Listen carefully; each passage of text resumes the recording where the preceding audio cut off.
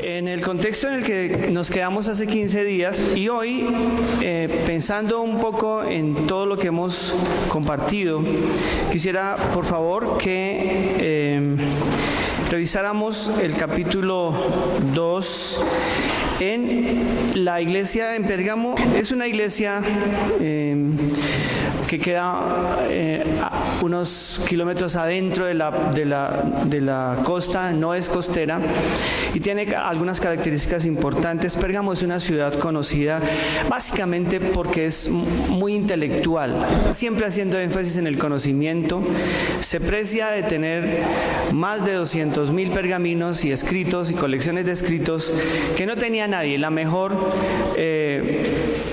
biblioteca de la zona, del sector, de la región, comparada con la biblioteca de Alejandría.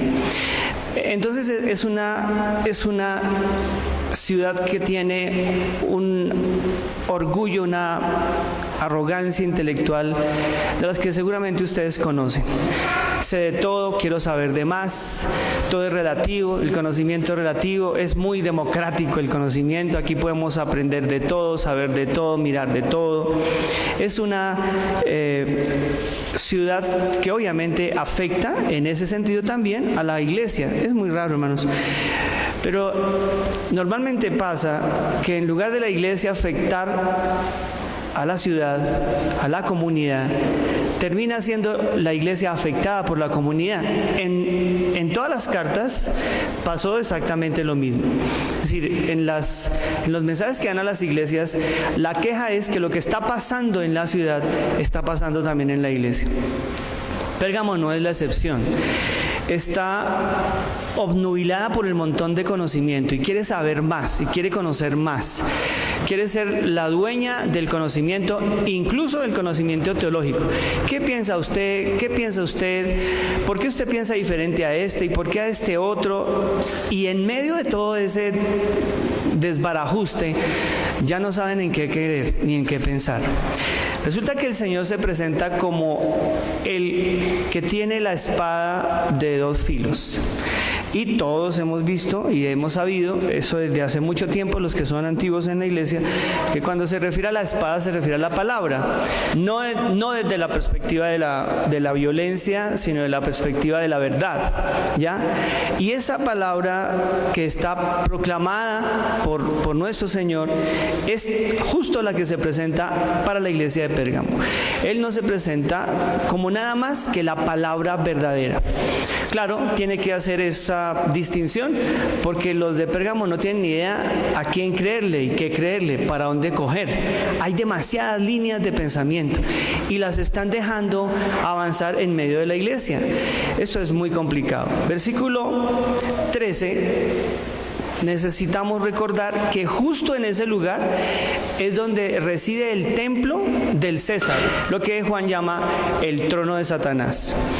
Y en medio de ese ambiente, la iglesia de Pérgamo está reuniéndose y compartiendo en medio de la tribulación y en medio de los ataques. Ya a un anciano, un reconocido anciano llamado Antipas, lo han asesinado. Y ellos siguen adelante.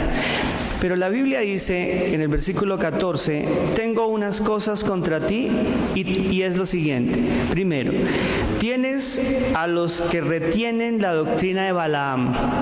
La doctrina de Balaam que enseñaba a Balac a poner tropiezo ante los hijos de Israel y a comer las cosas sacrificadas a los ídolos y cometer fornicación. Es una propuesta para que el profeta de Dios, que era un profeta de Israel, siendo profeta, maldijera a Israel y le pagaran por eso. Es básicamente lo que está en Números. Pero es muy curioso que Balaam se terminó convirtiendo en una especie de símbolo de la desobediencia y de la, ¿cómo se llamaría esto? Y de la traición a Dios y a su mensaje. Entonces ya no es solamente, mira, te voy a pagar tanto, yo sé que tú tienes mucho poder y que tienes un don especial. Si tú maldices al pueblo que es mi enemigo, al pueblo de Israel, que es tu pueblo, es muy raro, entonces simplemente maldícelo y yo te pago. Y Balaam estuvo dudando, al principio dijo que no, bueno, al final ustedes saben que él siguió y se fue a hacer eso y lo interceptó un ángel. Y el personaje no vio al ángel al principio, sino la burra en la que iba montado. Le pegó a la burra, la lastimó, la iba a matar, hasta que la burra le dijo, Señor, si no me dejas hablar aquí, no me das el don del habla, pues me mata y no sé. Entonces la burra habló y le dijo que por qué le pegaba, que dejara ser abusivo. ¿Ya? Y entonces, bueno, vio al ángel, se arrepintió, todo este tipo de cosas, esta es una historia que ustedes conocen, por eso no la quiero decir pues completa, porque ya la saben. El ejercicio aquí no se está hablando de fornicación y lo que vamos a definir ahora, sino simplemente era un tema de traición al pueblo, a partir de los dones y de la posición de Balaam. Sí, Balaam era un profeta de Dios, eso es un honor, pero también es una función, pero también es una dignidad. Es una dignidad. El Señor tenía la dignidad de profeta y eso le daba poder. ¿Ya? Esas dignidades dan muchísimo poder. Balac sabía eso. Pero no solamente el personaje tenía esa dignidad, sino tenía el poder para. Cuando eso pasa, se puede jugar, se puede traficar con esos poderes. Y eso fue lo que pasó con Balac. Digo, mira, yo te pago y tú, si maldices al pueblo, le va a ir muy mal. Porque el profeta que maldiga a un pueblo, dice la Escritura, le va a ir muy mal. Hermanos, esto es del día de hoy. Me parece tan triste, porque el espíritu, como llamarían otros, de Balaam, sigue entre nosotros, como el espíritu del anticristo, como diría Juan. Sigue entre nosotros.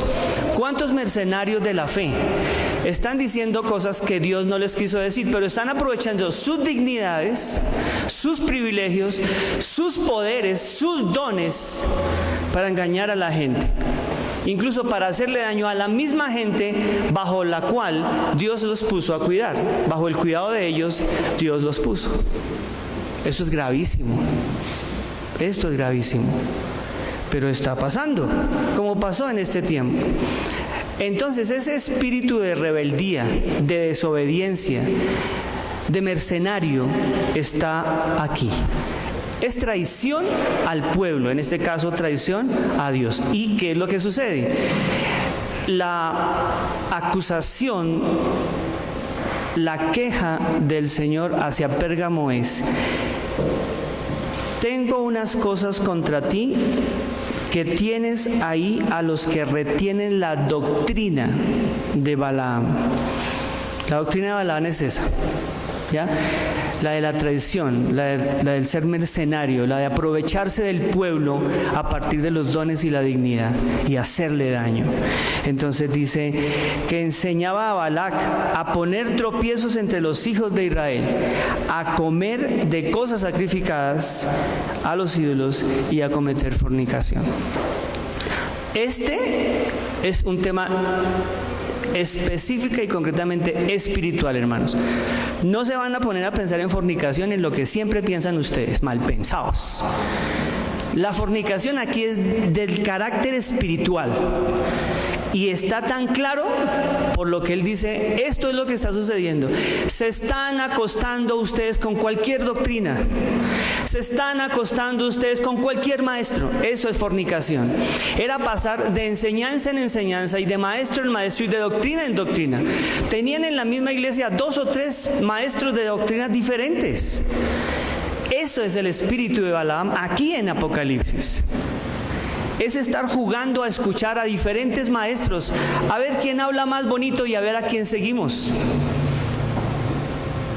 Nada que ver con la palabra y nada que ver con la verdad. Entonces, comer de lo sacrificado a los ídolos era engullir, comer, tragar de lo que los falsos maestros, haciendo honor incluso al César y a otros dioses, nada que ver con Dios, hacían comer. Y esta iglesia lo estaba permitiendo. Pérgamo estaba aceptando que se podía comer de cualquier doctrina. Y eso era fornicación. Entonces, apártense del tema sexual. Este es un ejercicio netamente espiritual y doctrinal del mensaje del Señor. Por eso el Señor luego va a hablar qué es lo que va a hacer. Aquí no hay ningún tipo de violencia, hermanos. Por Dios, ya dejemos ese tema de la violencia al interior de la iglesia. Me está inquietando mucho. Tengo muchas ganas de decirles a ustedes la preocupación y lo inquieto, incluso lo triste que estoy hoy. Cuando yo sigo escuchando, e incluso dentro de la misma iglesia, esta iglesia, que hace un énfasis particular en el Evangelio, en el amor del Señor, en la paz, en la reconciliación, en la tranquilidad, que lo que está sucediendo es una cuestión completamente contraria en algunos corazones. ¿Qué está sucediendo con el cristiano del común? El cristiano que está aceptando el mensaje del Señor y que se supone que se está dejando guiar por el Espíritu Santo de Dios. Lo que estaba sucediendo en Pérgamo era que había demasiados maestros y la iglesia los aceptaba y los retenía, como dice el apóstol. ¿Qué es lo que está pasando? Estaban simplemente comiendo de la doctrina de ellos y literalmente intimando con esas doctrinas, haciendo las prácticas, jugando con ellas, dándoselas de muchos sabios y de muchos eruditos. Y Jesús le dice, eso no es bueno, eso no es bueno. Y luego en el versículo 15 dice la Biblia, y también tienes a los que retienen la doctrina de los nicolaitas, la cual, ¿yo qué? Aborrezco.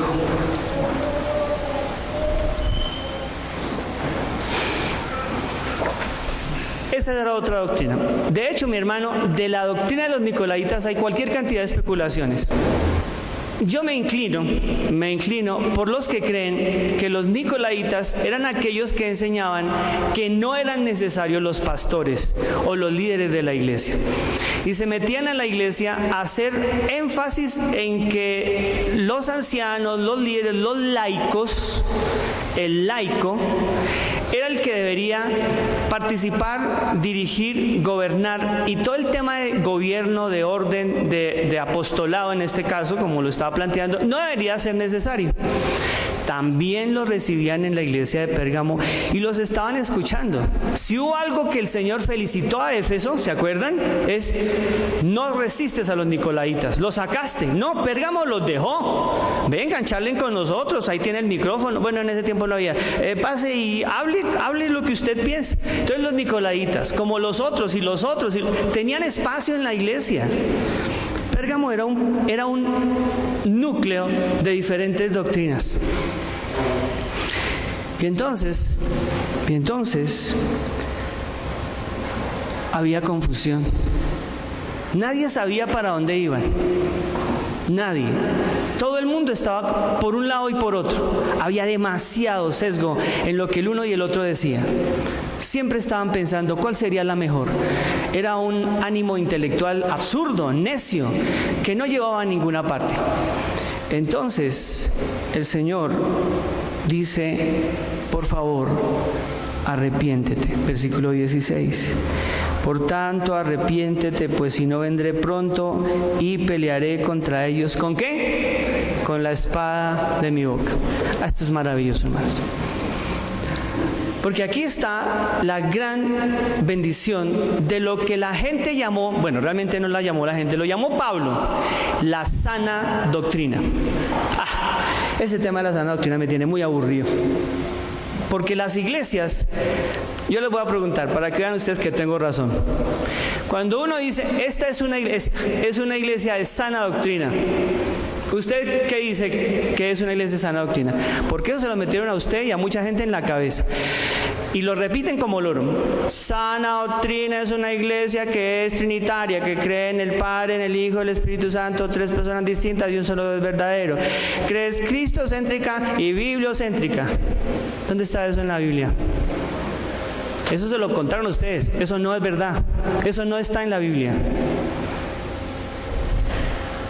Pablo dice que las iglesias de sana doctrina, los grupos de sana doctrina, el hombre que vive la sana doctrina es el hombre y la mujer que vive conforme a la piedad, es decir, al amor, que cada cosa que enseña está de acuerdo con el amor de Dios. Ahí está en la Biblia. Pablo lo dijo, con lo complicado que era Pablo en su teología. La sana doctrina es todo lo que va de acuerdo a la piedad. Aquí no se habla de Trinidad, ni teología sistemática. Cero, hermanos. Ya, aterricen los temas porque ¿y usted va a una iglesia de sana doctrina? Y usted dice, sí, claro, Padre, Hijo, Espíritu, y la repite. Algunos, usted va a una iglesia de sana doctrina y algunos presbiterianos dicen, ¿y eso qué es? Pues yo voy a una iglesia donde dicen hay cosas y yo canto y todo, cantan hasta bonito y tienen un pastor tan simpático. La iglesia de sana doctrina, el grupo de sana doctrina, es nada más ni nada menos que una iglesia que apunta a la verdad del Señor, que está fundamentada en el amor de Dios. Por eso dice Pablo, conforme a la piedad. Nada que esté en contra de eso es sana doctrina. No importa la doctrina que usted está queriendo y pretendiendo hacer. Por eso, mi amado hermano, era gravísimo para Pérgamo. Era muy grave que estuvieran sosteniendo y manejando y dejando entrar doctrinas que no iban a favor del amor, de la armonía, de la piedad, de la paz, sino al contrario, de la disputa, del debate, del yo tengo razón, del yo soy más inteligente que usted, de mi doctrina es verdadera. Entonces Jesús dijo, ya, no más, corrige eso o tendré que venir y yo con mi verdad mandaré callar a todos. Es la espada de la verdad de Dios, que no es guerra ni pelea, no, es la verdad del Señor, que está sobre todo conocimiento y sobre toda intención. Por eso el apóstol le va a decir a la iglesia de Pérgamo, el Señor les manda a decir que por favor se arrepientan y no dejen entrar todo ese montón de enseñanzas a la iglesia. ¿Es muy complicado? No, no es complicado. Lo logró Éfeso. Y otras iglesias estaban muy pendientes. También lo había logrado Esmirna. Pero los señores de Pérgamo estaban llenos de la soberbia esa horrorosa del intelectualismo. Que yo quisiera, hermanos, que no nos dejáramos permear por ellas. Estamos entrando en una iglesia en la que cada vez más hay más profesionales, muchachos universitarios que están saliendo de su universidad, y obviamente estamos llenándonos de gente que tiene conocimiento en algunas áreas o en muchas. Es muy peligroso cuando ellos vienen a mirar cómo hacen para que eso sea aplicable a la verdad del Señor. Y es al contrario, la verdad del Señor tiene que ser aplicable a su profesión, a sus conocimientos. Es su profesión, ya, doctor, odontólogo, abogado, profesor, todo eso que usted sabe, al servicio del Evangelio de Cristo. Esa es la verdad del Evangelio. Cuando usted tome eso y lo convierta en servicio, en amor, en bendición al otro. Que genere, cuando usted trabaja, armonía, paz, bendición, acompañamiento y todo eso que hace el Evangelio de nuestro Señor Jesús. La sana doctrina, mi amado hermano y mi amada hermana, es la que usted, cuando la predica, cuando la vive, cuando la enseña, tiene esa sensación, ese sabor profundo de amor, de armonía, de paz, de tranquilidad. ¿Cuál es mi inquietud? Los debates, las polémicas, las peleas no están relacionadas con la doctrina de la verdad, con la doctrina de la piedad. Cuando decimos que es sana doctrina, yo quiero preguntarles, hermanos, ¿están ustedes conscientes de que están asistiendo a una iglesia de sana doctrina? Silencio, silencio. Voy a leer esto es casi la conclusión, mis amados hermanos, de esta reflexión de la palabra a propósito del mensaje a la iglesia de Pérgamo. Nos hemos dejado confundir, alienar y manipular por doctrinas o por razones distintas a las de tu amor puro y verdadero. Todo lo debemos hacer en amor, absolutamente todo, hermanos y hermanas, todo. No hay nada que esté fundamentado, que usted haga y que esté fundamentada en otra cosa distinta al amor que sea bueno. Este ejercicio lo hace usted diariamente y esa es la manera como el Señor actuaba. Todo se hacía en amor. No se puede hacer nada en odio, en miedo, no se puede hacer. En ansiedad, en angustia, en dolor, en rabia, no se puede hacer. O lo puede hacer, pero le sale mal. He estado escuchando durante varias semanas, hermanos, a predicadores, primero, académicos de las diferentes universidades, a políticos, a profesores de otras líneas, como por ejemplo secundaria, primaria. He estado escuchando a sacerdotes y a pastores, por supuesto. Todo lo que tiene que ver con el tema del plebiscito. Quiero aclarar una cosa, yo no me quiero meter en su conciencia, eso es un asunto suyo. Y si hay algo que tiene la Iglesia Reformada y Presbiteriana es el respeto a la conciencia de la gente. Pero hay algo que no puedo entender y que creo que es un nivel de justicia. Hay muchas personas que están usando sus funciones, sus dignidades, sus aparatos electrónicos, sus medios de comunicación o de información o de desinformación. Y están diciéndole a la gente evangélica cristiana cosas que no son y les están mintiendo.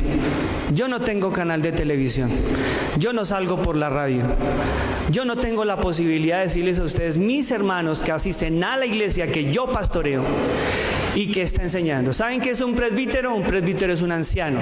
¿Y saben qué es un pastor presbiteriano? Es un anciano docente. Yo soy el presbítero docente de esta iglesia. Y si ustedes asisten a esta iglesia y son miembros de esta iglesia, yo soy su maestro para la gracia y por la gracia del Señor, de la palabra y de las cosas que están relacionadas con la palabra.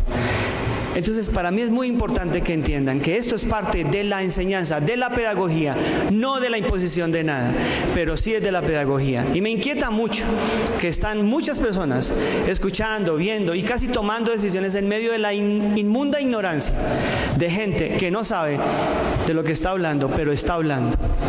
He traído, yo la quise invitar, pero ya no pudo estar, es la historiadora, profesora de la Universidad de los Andes, Diana Uribe. Ella hizo una pequeña muestra de lo que considera tiene que ser esto, a partir no de la religión, no de los miedos, simplemente de la historia. Y la quiero compartir con ustedes, porque cómo nos hace falta escuchar a personas que sepan, y no a ignorantes atrevidos que están diciendo cosas que están confundiendo a la iglesia y que no están de acuerdo a la piedad. Yo quisiera que interpretaran y leyeran esto, si aquí hay un nivel de sesgo, de odio, de rabia, o simplemente es un tema que parecería diciéndolo una persona evangélica. Me confundo, hermanos, me confundo mucho cuando escucho a pastores hablando como demonios y a gente atea hablando como cristianos. Miremos. Una gran cantidad de referencias de nosotros como un pueblo que se ha leído a sí mismo a través de la violencia. Y cada vez que los pueblos pasan por un proceso de paz, la humanidad en su totalidad da un paso hacia adelante. No solo porque la paz nos engrandece como especie, sino porque cada proceso de paz es un aprendizaje que nos da las claves para el siguiente. Así como Irlanda y Sudáfrica le están enseñando al mundo cómo superar los odios y la violencia, así también llegará el día en que Colombia le cuente su historia a los demás, para que otros puedan aprender de lo que nosotros hicimos. La cosa es en serio. El momento es ya. Es ahora. Los ojos del mundo están mirando hacia acá y ante la magnitud de lo que está pasando, nos toca creer que esto sí es posible. Los colombianos tenemos un sentido de fatalidad colectiva. Nosotros creemos que individualmente somos capaces de todo. Cada uno tiene un proyecto que seguro le va a salir. Pero cuando hablamos de nosotros en plural, creemos que no podemos cambiar nuestro destino, que siempre nos faltará 5 pa'l peso. Y si uno mira las cosas, resulta que no es así. Este conflicto no es ni el más sangriento, ni el más largo, ni el más difícil. Es una situación llena de dolores, de injusticias y odios, como son los conflictos armados. Y por eso es que necesitamos un proceso de paz, porque la paz se hace entre enemigos. Los amigos hacen coaliciones o paseos de olla. Son los enemigos los que tienen que hacer la paz. Y si la paz se pudo en Irlanda, después de 500 años de guerra, si se pudo en Sudáfrica, después de uno de los regímenes de discriminación más terribles que vivió el siglo XX, si la paz se pudo en Ruanda, después de un genocidio que acabó con la 10ª parte de la población, a ver, ¿por qué no se va a poder en Colombia? La gente duda de la paz citando todos los problemas que no hemos resuelto, pero la idea es firmar los acuerdos para ponernos a resolver esos problemas. Los acuerdos son un paso, no la meta.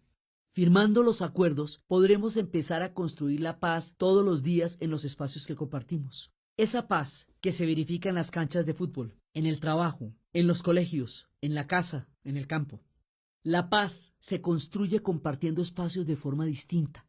Pero para llegar allá, lo primero es dejar de matarnos, para que el conflicto deje de eclipsar todo lo demás que tenemos que resolver como sociedad. Apoyar el proceso de paz es darnos la oportunidad de que no se repitan los errores del pasado. No queremos que el fin de un conflicto armado sea el principio de otros. Y en lugar de temer que el proceso no funcione y por culpa de ese temor dejar de creer en él, debemos apoyarlo precisamente porque es nuestro compromiso lo que le da realidad al acuerdo. ¿Y qué quiere decir apoyar el proceso de paz? Primero, renunciar a la venganza. Los conflictos ideológicos se convierten en conflictos de sangre y la sangre hace que todo argumento se pierda en una cadena de venganzas.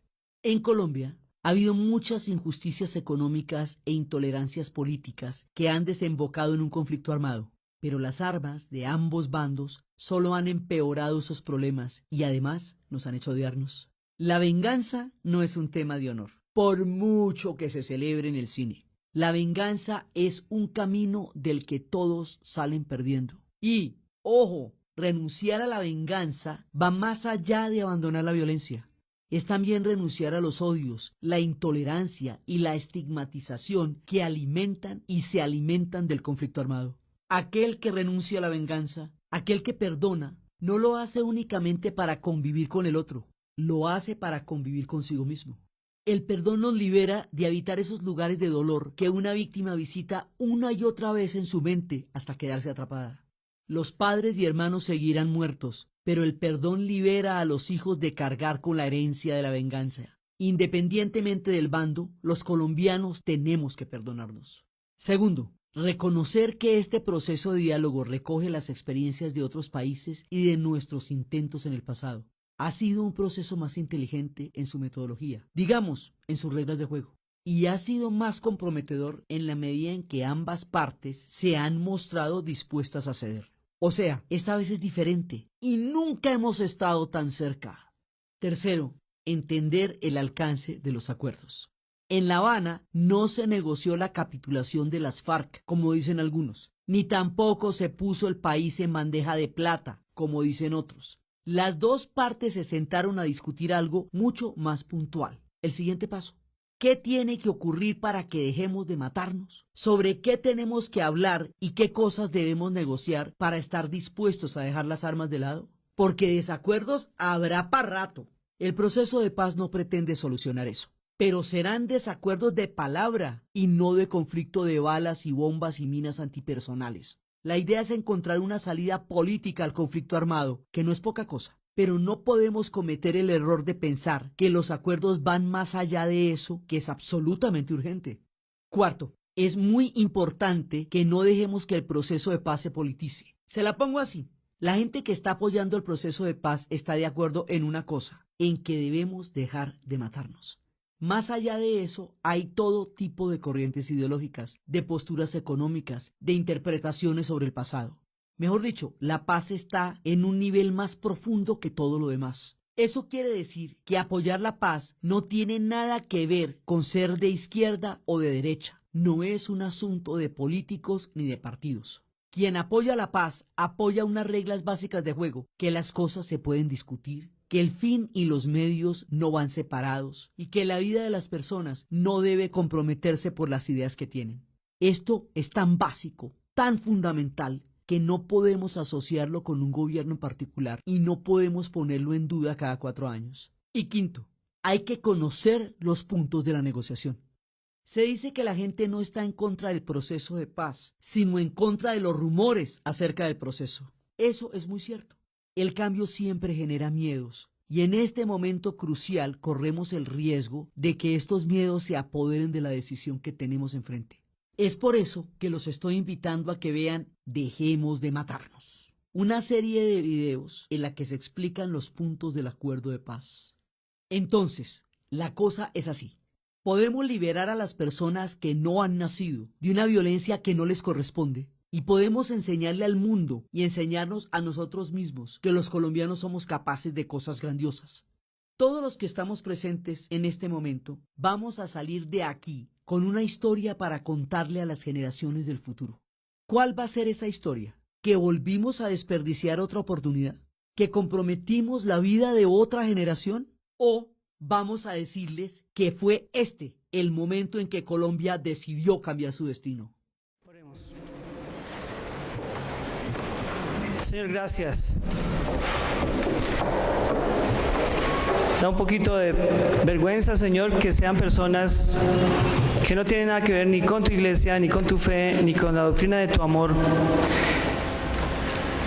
las que tengan que enseñarnos a nosotros e iluminarnos en medio de lo que no tendría que ser una confusión, ni un dilema. También da vergüenza, Señor, ver a la iglesia dividida, confrontada, enfrentada, sin saber qué hacer. Y sus líderes no siguiendo tu gracia, tu amor, tu bendición, sino llenos de miedos y de pánicos, de rabias, de celos. Por eso Oseas dijo: mi pueblo fue destruido porque le faltó el sacerdote que enseñara lo que tenía que enseñar. Y Pérgamo fue destruida, desapareció, porque sus líderes siguieron peleando y debatiendo y no viviendo el mensaje de Jesús, que es amor, no es más. En tus manos nos encomendamos, Señor, en tus manos de amor y misericordia, en tus manos de perdón y de gracia, en tus manos de libertad. Por Jesús nuestro Señor. Amén.